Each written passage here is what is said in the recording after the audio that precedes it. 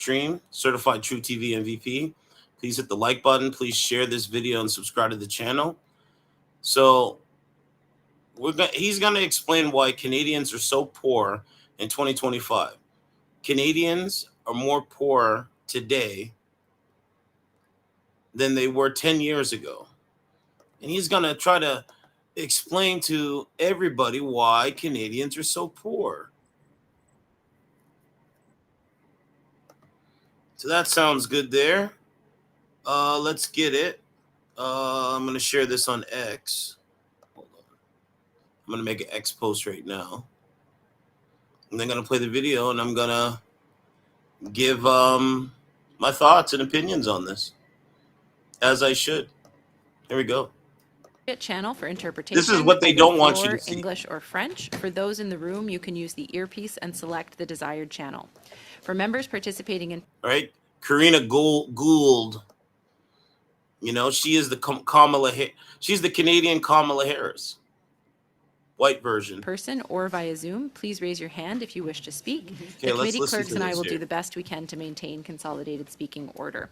A reminder that all comments should be addressed through the chair. Watch this stuff. Conformément la motion adoptée le 22 pursuant to motion adopted 22 September 2025, we are undertaking our study of the budgetary cycle 2024 to 2026, and also the motion that was adopted on September 22nd, 25. We are undertaking the consideration of Bill C for an act respecting certain affordability measures for Canadians and other measures. I would like to welcome the Minister of Finance, the Honourable François-Philippe Champagne, and Chris Forbes, ADM. Thank you very much, Madam Chair. It's a privilege to be with you today, and congratulations on being nominated Chair of the committee. Thank you, first of all, for inviting me today. I think it's very important for us to have an open dialogue between the Minister of Finance and the Finance Committee.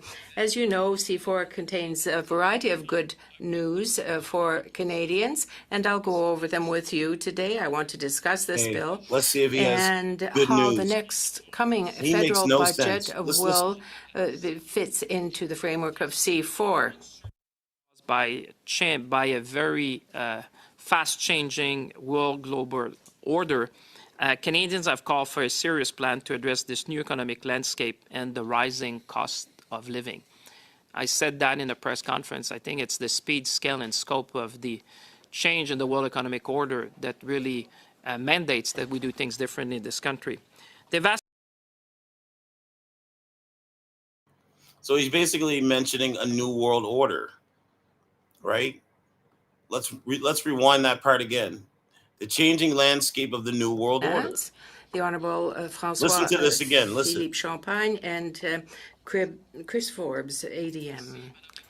Thank you very much, Madam Chair. It's a privilege to be with you today, and congratulations on being nominated Chair of the committee. Thank you, first of all, for inviting me today. I think it's very important for us to have an open dialogue between the Minister of Finance and the Finance Committee.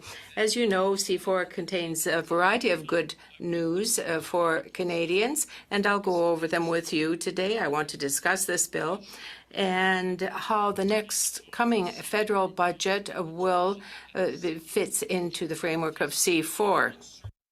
By a very fast-changing world global order, Canadians have called for a serious plan to address this new economic landscape and the rising cost of living. I said that in a press conference. I think it's the speed, scale, and scope of the change in the world economic order that really mandates that we do things differently in this country. New world They've asked order. for change that puts more money in their pockets, change that builds the strongest economy in the G7, change that builds one Canadian economy and not 13. With Bill C4, new government is delivering on that mandate for change, and with our upcoming budget, we will seize upon a generational opportunity to transform the Canadian economy through ambitious investments and a rigorous expense review so that we can spend less and invest more. Notre gouvernement est prêt à bâtir, à protéger, à Our renforcer. government is ready to build, protect, and strengthen the Canadian economy and empower Canadians throughout the country. This includes ambitious investments in workers and industries and communities in Canada and Quebec. Consent at second reading, and I want to thank colleagues. There's not much things that go on in this House with unanimous consent, but everyone agreed that this was the right thing to do for Canadian.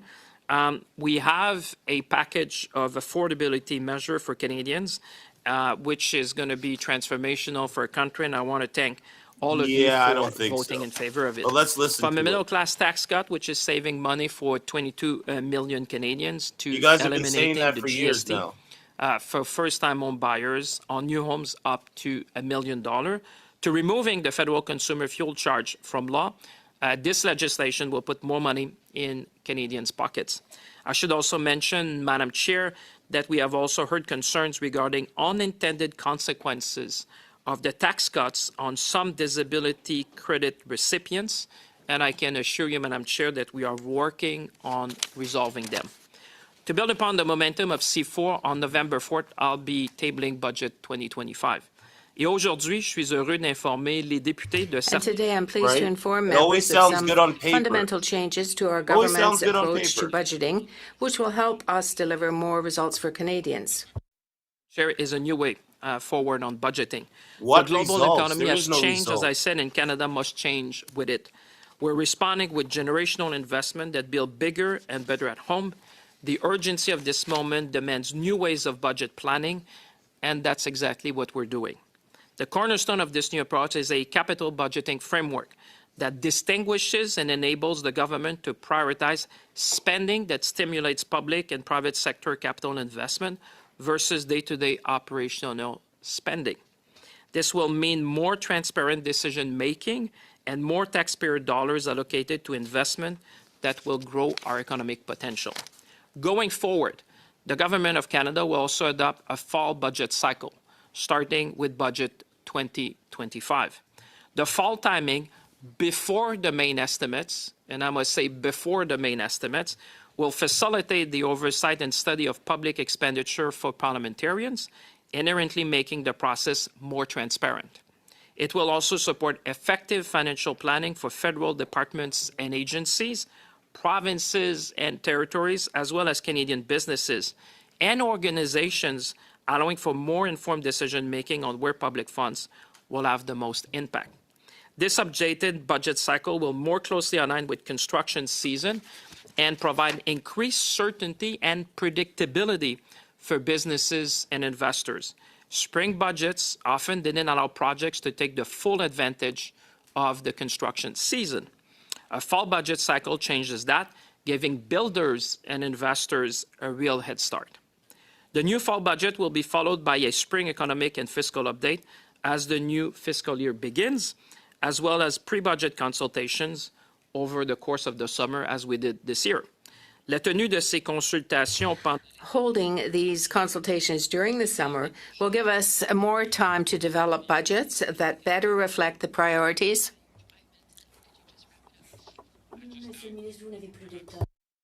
and I'm happy to extend by 1 minute, or Okay. otherwise Yeah. stand there if you want.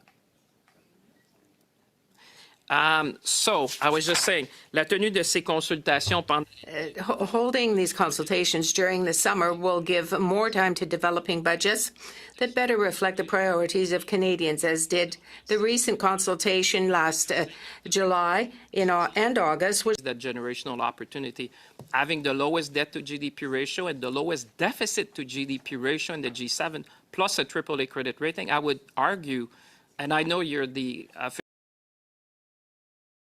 official critics for finance, so you would know that. Now, listen that to is this. a pretty many as a AAA credit rating in the G7, and Canada is one of them. You know, we have a Canada very strong has fiscal the position. fastest shrinking economy in the G7, and saying that we would have the AAA credit rating is almost like a participation ribbon right now for Canadians waiting food bank lines. Exactly. Because they're the ones who are suffering with your government spending. And again, Exactly. you didn't answer the question specifically. You're claiming that the deficit to GDP ratio is going to be going bad. He doesn't think so. Of public expenditure, implementing recommendations made to the government. And they don't think, he doesn't even think that you have fiscal anchors right now. Right, and I'd like to say thank you. Yeah. Stand there if you want. So, I was just saying, la tenue de ces consultations pendant Holding these consultations during the summer will give more time to developing budgets that better reflect the priorities of Canadians, as did the recent consultation last July and August, which took place in 26 cities across the country. we're in fact implementing recommendations made to the government by various parliamentary committees, including the Parliamentary Budget Officer. In conclusion, our government has a plan to build a new Canadian economy, the strongest economy in the G7, and one that works for everyone. C4 was an important first step in that plan, and Budget It isn't the 2025 will strongest be an historic economy in next the step. G7. You I can look ask forward to AI releasing that. our... We can ask AI that right now. Let me do this. Let me ask Grok this. Let's ask Grok this right now.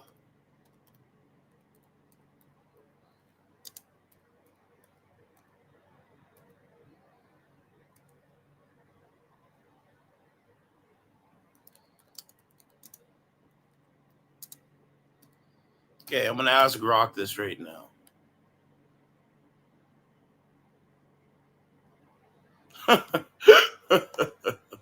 What a liar, man. Look at this. Look at this.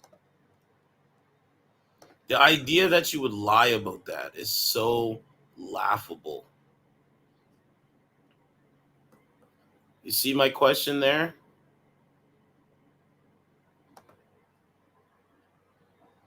I spelt it wrong, but strongest economy in the G7. I spelt that wrong, my bad. Right? Yes, can I do it again? Hold on, let's do it again.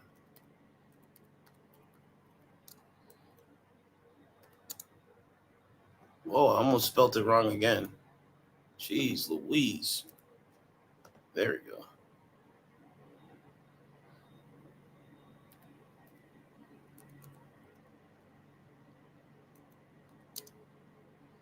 Spelled that wrong too. Hold on.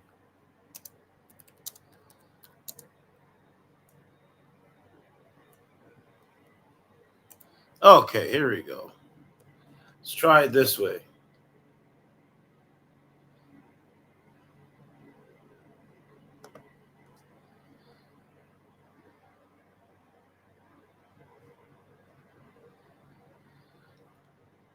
All right, the United States has the strongest economy in the G7,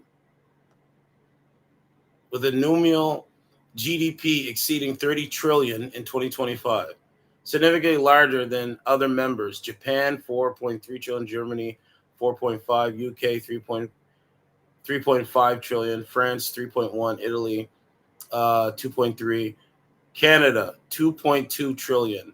It also shows robust growth at 1.83% and a strong post-pandemic recovery. Okay, so let's ask, where does Canada rank?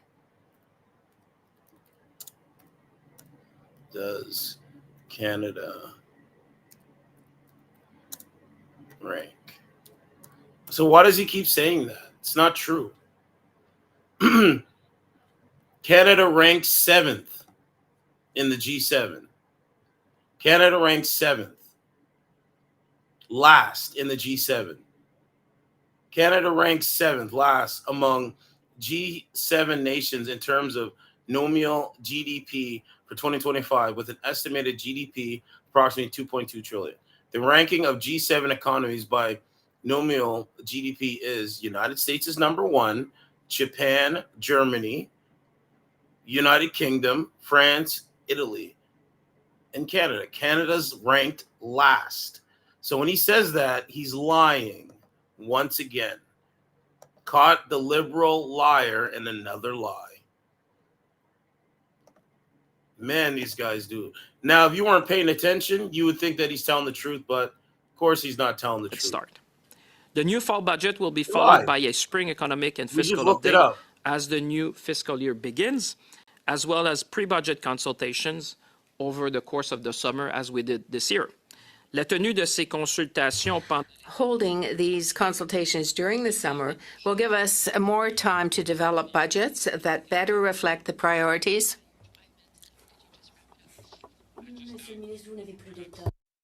And I'm happy to extend by 1 minute, or Okay, otherwise yeah. stand there if you want.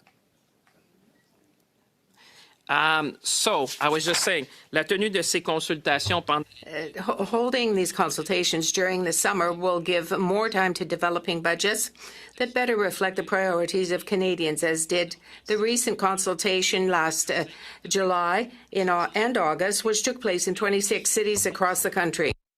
we're in fact implementing recommendations made to the government by various parliamentary committees, including the Parliamentary Budget Officer. In conclusion, our government has a plan to build a new Canadian economy, the strongest economy in the G7, and one that works for everyone. C4 was an important first step in that plan, and Budget 2025 will be an historic next step. I look forward to releasing our full plan on November 4th with Budget 2025. Thank you for your indulgence, Madam Chair, and I look forward to the questions from my colleagues. Merci. Great. Thank you so much, Minister Champagne. So we will now begin with our rounds of questioning. Mr. Halan, you have 6 minutes for the Conservatives. Thank you, Chair. Minister, what are your fiscal anchors? Madam Chair, and I'd like to say thank you to the member of the committee. It's a real pleasure to see you. We have been very clear during the campaign that we will be balancing the operating budget in the next 3 years. That's your fiscal anchor? That is a fiscal anchor that we have been talking about and that we put in the platform. Are there more? We said that there will be a declining. I also want to highlight this part here too. This is what Grok has said about what he's saying. So, however, this ranking is specific to the EV battery sector, not overall economy or GDP within the G7. As discussed earlier, Canada ranks 7th, last in the G7. Binomial GDP, 2.2 trillion 2025 estimates, behind the United States, Japan, Germany, UK, France, and Italy. We're ranked last for context on the EV claim. And then it just talks about says Champagne's statement from a February 2024 auto show post emphasized ambition in clean tech, aligning with Canada's push for sustainable energy industries and global shifts away from fossil fuels. So we're ranked last. So when he says that, he keeps lying when he says that, like blatantly lying about this. But anyway, let's just go to it. Deficit to GDP over the same period. Okay, so the deficit to GDP ratio that you're claiming is supposed to decline, the PBO says that he doesn't think so. And he doesn't even think that you have fiscal anchors right now. Is he right? I would say different parliamentary budget officer have had a different view, I would say, than the one you're referring to now. I would say, Madam Chair, Canadians should rejoice because Canada has a very strong fiscal position. We have the lowest debt to GDP ratio in the G7. Minister, we have the lowest deficit fiscal, to GDP ratio in the G7. Sticking on and the deficit we are to only GDP one ratio, of few countries in the G7 your which has fiscal to a GDP triple ratio rating. was supposed to be 1%. It's doubled right now. And you're saying that it's supposed to decline. It doesn't look like it's going to decline. You literally, according to the PBO, are going to have 80% higher deficits and the economy is shrinking. So how do you square that? How do you square having higher deficits, a shrinking economy, your deficit to GDP ratio is already double what you claimed it was supposed to be? How is it supposed to decline? Madam Chair, I have more confidence in Canadians and the Canadian economy perhaps than my colleague. Canada has a very enviable fiscal position. When you look at the G7, Madam Chair, and I attend these meetings, I chair them, you would say that our colleagues would say that Canada has a very stable fiscal position. We have the means of our ambition, and we're going to seize that generational opportunity. Having the lowest debt to GDP ratio and the lowest deficit to GDP ratio in the G7, plus a AAA credit rating, I would argue, and I know you're the official critics for finance, so you would know that, that is a pretty enviable position. Only Germany has a AAA credit rating in the G7, and Canada is one of them. You know, we have a Canada very strong has fiscal the position. Fastest shrinking economy in the G7, and saying that we would have the AAA credit rating is almost like a participation ribbon right now for Canadians waiting in food bank lines, because they're the ones who are suffering with your government spending. And again, you didn't answer the question specifically. You're claiming that the deficit to GDP ratio is going to be going down, but there's no specifics. Are you saying that in this fantasy budget that somehow the GDP is going to massively grow, at the same time having deficits that are going to be 80% higher than what even Justin Trudeau had, which is surprising?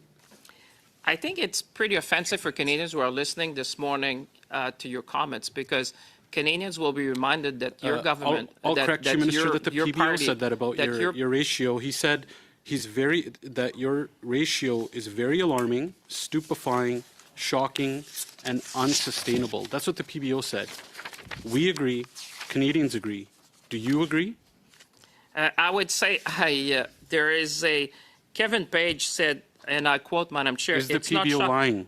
Madam Chair, do you want me to answer? Otherwise, I'm happy to listen to You're your not going to question. answer the Yes, you'll question answer anyway, it, though. Mr. But if you want Do me you to answer, agree if you with the just want to ask the PBO question, and no answer, saying that Canadians it's will very form alarming, their judgment. stupefying?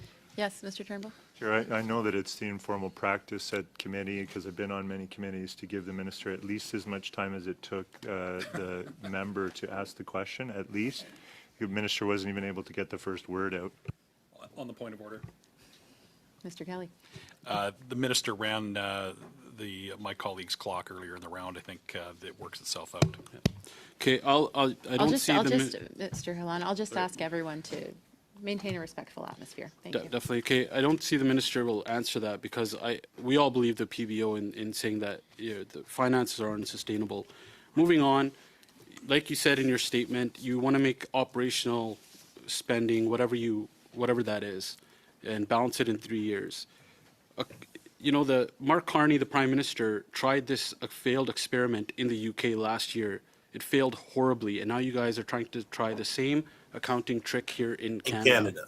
When They tried it at the end of over in the day, another the bottom country, line it is still the failed. bottom line. I'll Now quote he's the trying PBO this and stuff what here in he's saying Canada, and it's going to for your fail. claims about But anyway, splitting let's continue. it between operating and capital costs. The PBO said, we haven't seen a clear definition of what would fall into capital and would fall into operating.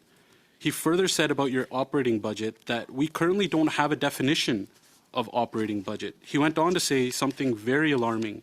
The bottom line of the government will not change, which means debt is still debt at the end of the day. It doesn't matter how many columns you try to present in front of Canadians and try to trick them. He went on to say the international public sector standards that everyone uses to measure the deficit and levels of debt will not change. The first reason that won't change is those are the accounting standards. The second reason is the ratings agencies won't let you change it. That's the first thing they're going to go to. And if they have a sniff that somehow there's a change in presentation, you bet your boots that we're going to be paying more for debt pretty quickly.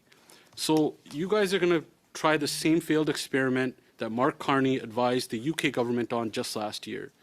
So are you guys going to be cooking the books, trying to trick Canadians with these tricky accounting practices, or both? I think, Madam Chair, it's irresponsible for a member of Parliament to use language like that. I will say that. It's irresponsible. Because the member knows full well that we're not replacing anything, we're adding. This is a new lens for people at home to understand. Would the minister agree debt is debt? Madam Chair, I'm happy to listen to his question, but if I'm not allowed to respond to the same time, I've been a minister for quite some time in this House. Normally, I have the same time than That's the why colleague. it's not a new government. Canadians deserve to correct the record, because that was an irresponsible statement. Minister, and thank you, Mr. Hillan. That's time for that round. We're going to move on to Right? The mainstream media Mr. will not Letel. show you this, right?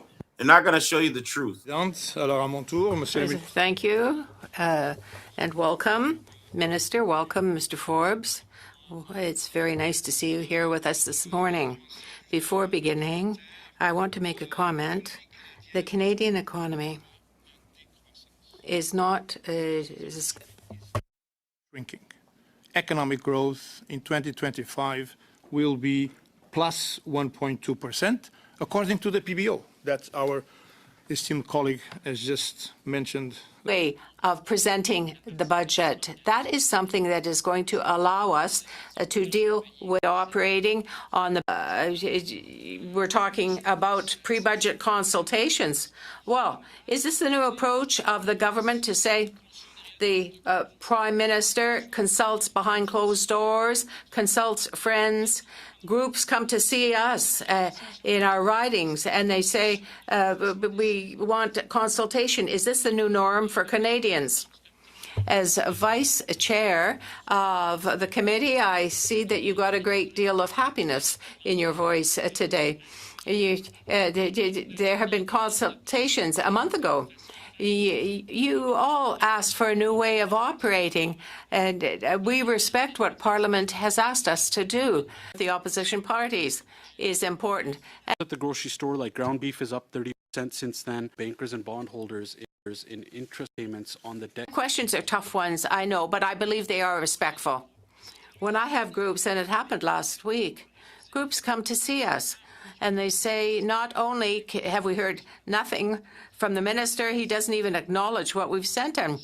The minister tells us we should be jovial. When 5 minutes before the committee comes on, he announces what he should have done earlier this year. And then he accuses me of wanting to just make TikTok clips. What is happening with this government? How disconnected can they be from the public, from the Canadians? This is who they voted for? We wait another liberal, year to have appearances 10 before years of committee? these liberals? It's awful. Wow. Well, Mr. Guérin, if you want, we had 83,000 submissions and questionnaires filled out. The committee was not consulted. The committee was not consulted, Madam Chair. Your time is up, Mr. Guérin. Conservatives, Mr. Halan, you are going to be taking this round. Thank you. Minister, since your government doubled the national debt, Canadians are stuck with a bill that sees more tax dollars going to bankers and bondholders in interest payments on the debt your government accumulated than what goes to healthcare transfers to the provinces. Can you confirm in Budget 2025, bankers and bondholders will get less than what goes to provinces for healthcare transfers? You know what? I won't stand here and to be lectured by a member of the Conservative, Madam Chair, who voted against every measure we presented to support Canadians. He's asking you a question, man. This Just member answer and the his colleagues question. have voted against pharmacare. Just They've answer voted the against question. healthcare. Can you just They've confirm that voted for against Canadians helping children that with healthcare the, transfers with will the be children food larger program across the nation, than what Madam goes Chair? to bankers and bondholders? It's a simple yes or no question, Minister. As usual, you're not answering. For Canadians who are watching you, I think they should go to look at your voting record and really answer the question, why did you vote against So I will families? take So you're that not going to answer workers the and question. He's providers asking you a when you want question. to Just talk answer about the Members of the question. minister not to Be talk over truthful each for other. once. I'll Interpreters, take please. that as the bankers and bondholders will once again get more money in interest payments on this government's debt on Canadian taxpayers than what goes to healthcare transfers. Minister, in September of 2023, you made a big spectacle. You were going to haul in all the grocery store CEOs, and you claimed that by Thanksgiving 2023, grocery prices would come down. 2 years later, it's almost Thanksgiving 2025. Grocery inflation has skyrocketed due to Liberal grocery tax and other taxes and the amount of money that you guys spent. On top of all that, we see overall grocery price inflation has increased to almost 7%. Essentials at the grocery store, like ground beef, is up 30% since then.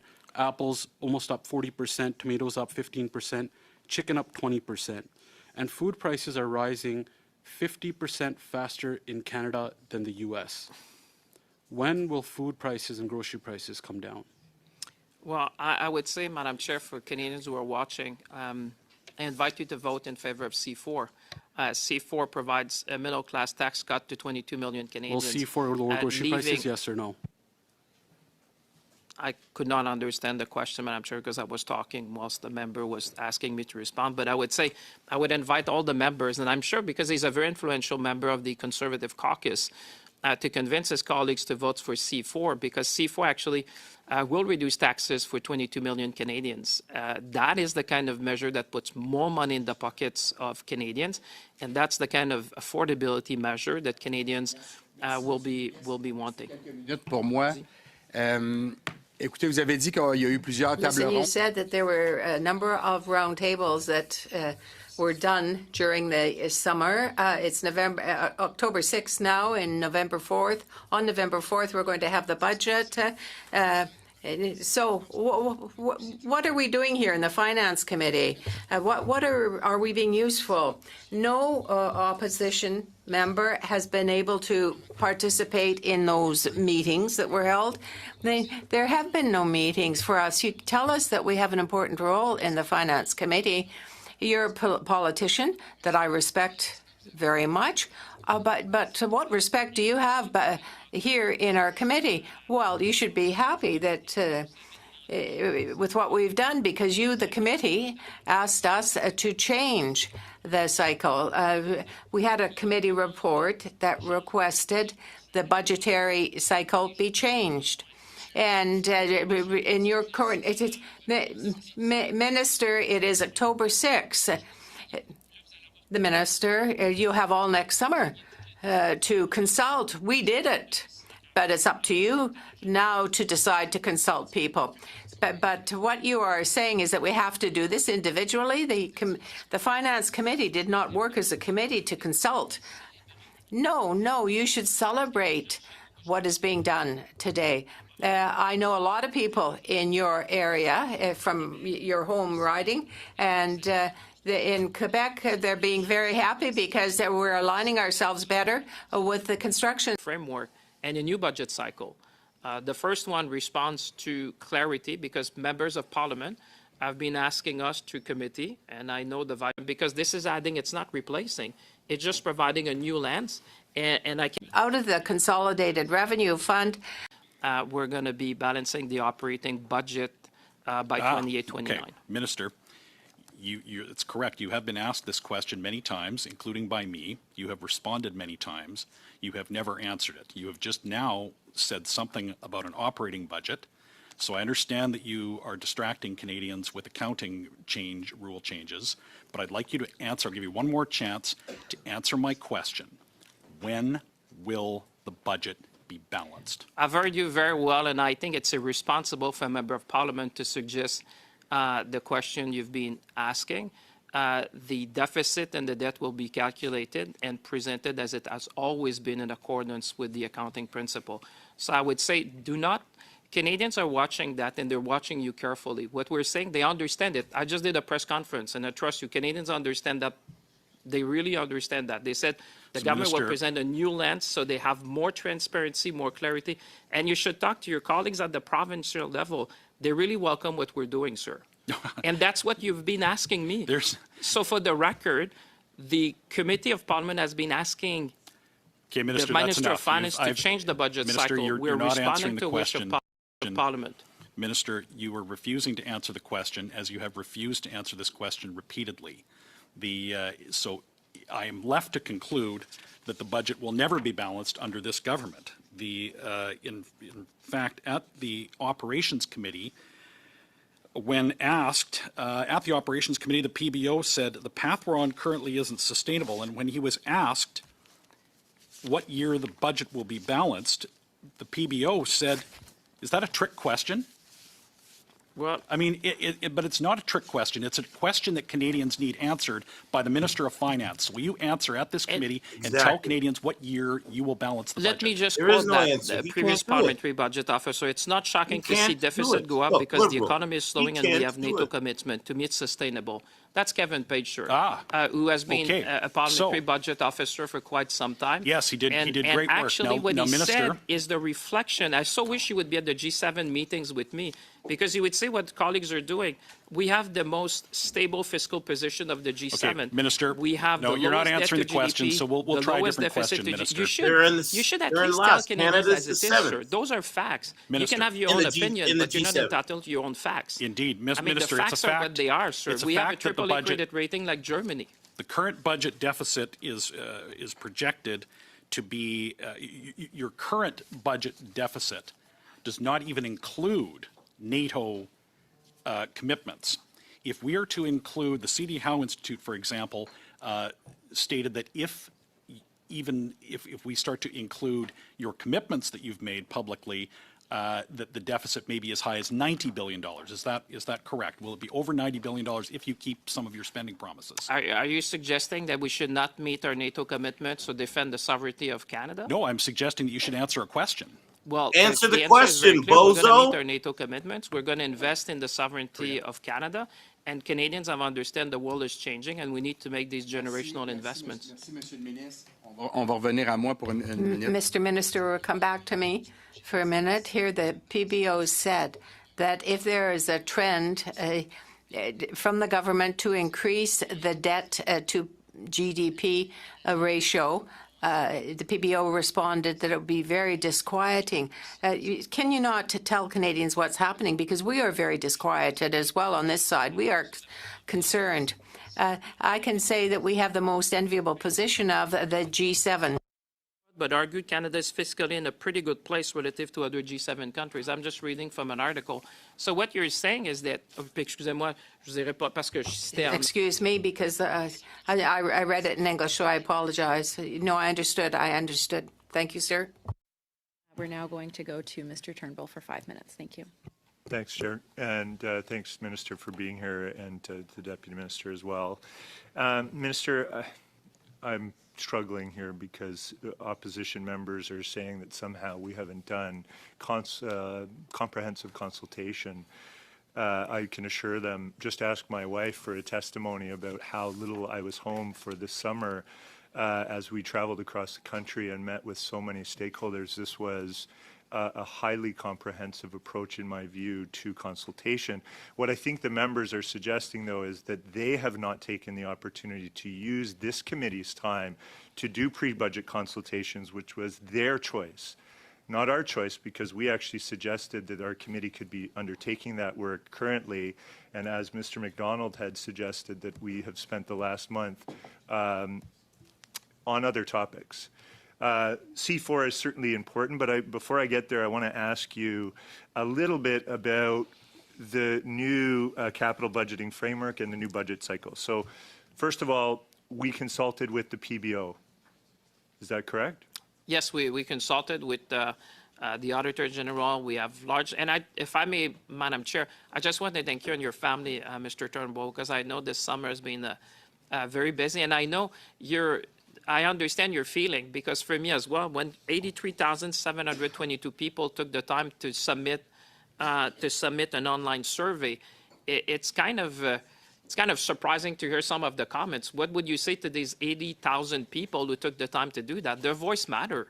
Absolutely. And they voiced that, and they provided us with the information. And I know 50 round tables, 57 bilaterals, 20 cities, 13 provinces, 1 federal, provincial, territorial meeting. I mean, this has been the consultation like I've not seen in a long time. And I want to thank you because you've been instrumental. And to your point, I think the committee member would have the opportunity to do that next summer. It's going to be great. They'll be busy all summer if they so wish to go around the country and to listen to witnesses, so to inform the budget. But to suggest there's not been budget consultation, as you would know, you did it yourself, and your family paid quite a heavy price, you having to travel across the country to do that. I understand how you feel. Yeah, thanks, Minister. And I believe it was a very comprehensive process. We also have released detailed and clear definitions of capital investments, have we not, today? Yes, we did a press release today. We've been very clear what is going to be capital formation. And I would say, Mr. Turnbull, Canadians understand that. I mean, it's, you know, when, like I said, when you pay your bills, you spend. When you invest in a house, when you buy a house, you invest. And I think for me, that's why I don't understand some of the comments that were made earlier, because as Mr. Laitao said, the former finance minister of Quebec said, having more transparency, more clarity for parliamentarians, we're actually answering what the parliament asks us to do. They say change the budget cycle. Then what we heard from business, they said, provide us the predictability we need. We'd like to know in advance what you're going to put in the budget so we can plan accordingly. And then one thing that parliamentarians wish is, you know, to match the construction season at the time we need to do that. So for me, to tell Canadians in a very clear way, this is where your money is going. Yeah. This is for capital formation. This is for operating expenses. I think my conservative colleagues in the bloc should be celebrating that we're providing that kind of transparency. And this is not, so we are clear with Canadians, it's not replacing, it is adding. So it is adding a lens that people can be able to see when they open the budget and say, okay, I understand where my money is going. And then everything else will be in accordance with all the accounting standards that we have always used for budgeting in Canada. Thank you, Minister. So when I knock doors in my riding and talk to my constituents, they all say the same thing. They want a growing, strong economy in Canada. They want jobs for their kids. They want affordable housing. So to me, what we're entering here is a budget cycle and a capital Remember, budgeting 10 years framework. of We're Liberals, making these changes and now to we're having this conversation. focus on something 10 called capital years. formation. How is that going to help our economy grow? Well, this is fundamental to the future of our nation. You know, the world is changing. We need to adapt. Like I said, the speed and scale and scope of the change is something once in a generation. And I think as parliamentarian, it's not just the government. I look at my colleagues on both sides of the aisle. We need to meet that moment. People before us have met the moment. I can think in 1945, people met the moment. Canadians instinctively understand when faced with something like that, you need to invest. You need to reduce your expenses. That's why we say we're going to spend less so we can invest Sorry, more. Minister, thank you. That is time for this round. Colleagues, looking at the clock, we don't have time for another full round, but if colleagues are interested, we could do a condensed round with 2.5 minutes each to the Conservatives and the Liberals and 1.5 minutes to the Bloc. Do I see agreement for that? Yeah? Okay, thank you. Ms. Kobina? Minister, I'd like to have a frank discussion with you. Just simple questions, simple answers. Simple You say that questions you and want simple to change answers. how you Good budget. luck. And I have to ask myself, why not change your reckless spending instead? Because if I can say to my husband, buying too many purses is an investment, but that doesn't change the fact that it is irresponsible. So my question to you is, why are you changing how you present the budget rather than changing your reckless spending so that on a net basis, you actually balance it? Well, you should ask yourself why you voted against measures that support Canadians. I think people watching at home would be surprised to see your voting records and say you voted against Minister, measures it's that a would very, make their life more very easy. simple answer. I really want you to answer my question. Why are you changing how you're presenting it rather than actually trying to balance the budget? I think Canadians are entitled to transparency. In a frank discussion between you and I think your husband and your family and everyone in your riding is entitled to have more transparency to see the budgeting, where their tax dollars going to be used. I think this is about clarity, transparency. I agree. Transparency is a good thing. But every single person in my riding does not get to rework their budget to see if it looks better at month end. The bottom line is the bottom line. If you don't have money, you don't have money. Why are you changing how you're presenting the budget instead of actually balancing it? So the bottom line is the bottom line, but I think you cannot be against giving more information to Canadians. People want to know where their money is going. Is it for expenses or investment? The result is the same. Well, this is why I cover the news. Is the deficit going This to is why be I ask the higher questions I than ask. under This your is why I cover government the stuff and I Mr. do, Carney's because I want to know where my government, taxes are going. compared to Trudeau's? You should be informing your constituent that we have the lowest deficit to GDP ratio and the GDP ratio. I think your husband and your family and everyone in your riding is entitled to have more transparency to see the budgeting, where their tax dollars going to be used. I think this is about clarity, transparency. I agree. Transparency is a good thing. But every single person in my riding does not get to rework their budget to see if it looks better at month end. The bottom line is the bottom line. If you don't have money, you don't have money. Why are you changing how you're presenting the budget instead of actually balancing it? So the bottom line is the bottom line, but I think you cannot be against giving more information to Canadians. People want to know where their money is going. Is it for expenses or investment? The result is the same. Is the deficit going to be higher than under your government and Mr. Carney's government compared to Trudeau's? You should be informing your constituent that we have the lowest deficit to GDP ratio in the G7. Minister, please. No, but I'm that asking really a very matters. simple question. Is it going to be higher That really than matters. Trudeau's or not? I would say you need to compare our fiscal position with the other G7 country because Canadians look at that. Our colleagues, the Minister, bond rating agency. numbers don't change. It's black and white. I come from the financial sector. Is it going to be higher than Trudeau's or lower than Trudeau's? I know you come from the financial sector, and that's why I'm happy you're on the finance committee, but you wouldn't know because you're a very Thank you, smart Minister. Thank you, Ms. Copina. financial I'm going planner. to turn it over to Mr. Letao for 2.5 minutes. Thank you.